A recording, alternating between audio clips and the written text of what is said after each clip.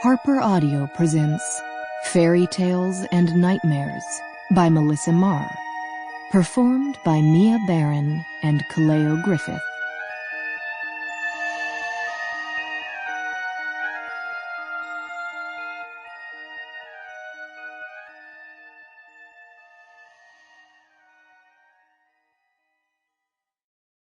Where Nightmares Walk.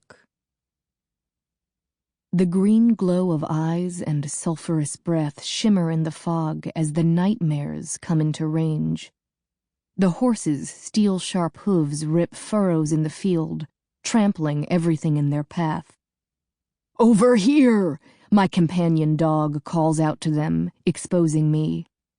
I didn't know he could speak, but there is no mistaking the source of the sound, or the fact that I am trapped in a field with nightmares bearing down upon me. The dog shakes, and his glamour falls away like water flung from his fur. Under his disguise, my helpmate is a skeletal beast with holes where its eyes should be. "Run!" it growls, "so we can chase!" I want to, but much like the rest of the things I want my legs to do, running is no longer an option.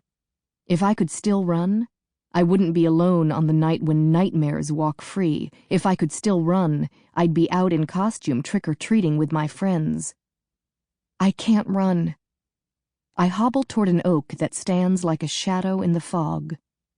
The monstrous dog doesn't stop me as I drop my crutches and pull myself onto the lowest branch. It doesn't stop me as I try to heave myself higher.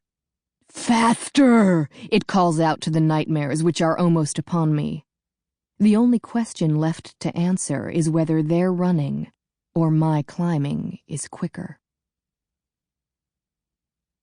Winter's Kiss. Once, a long time ago before change had come, there was a girl whose father was a king.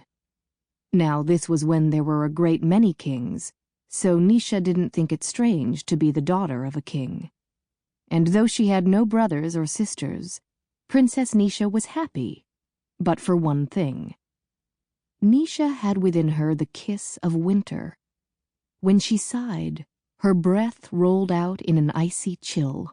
When she blew a kiss to her father across their great hall, frost flowers formed on every dish. In winter, Nisha could drape snows over every hill without fear.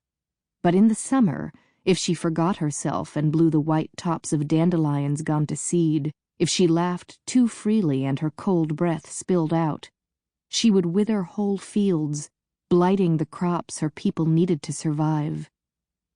Her father built her a great tower with no windows through which her cold breath could escape.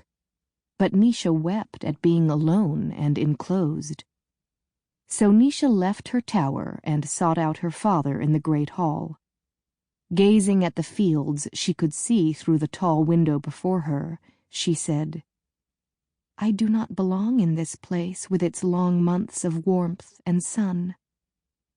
Though he knew she was right, the king wept, for he loved his daughter. "Nisha, stay. We can find a way." She turned and rested her head against her father's shoulder, thinking of the windowless room and months indoors, of trying not to laugh for fear of the cold air that slipped through her lips. "No, I must go."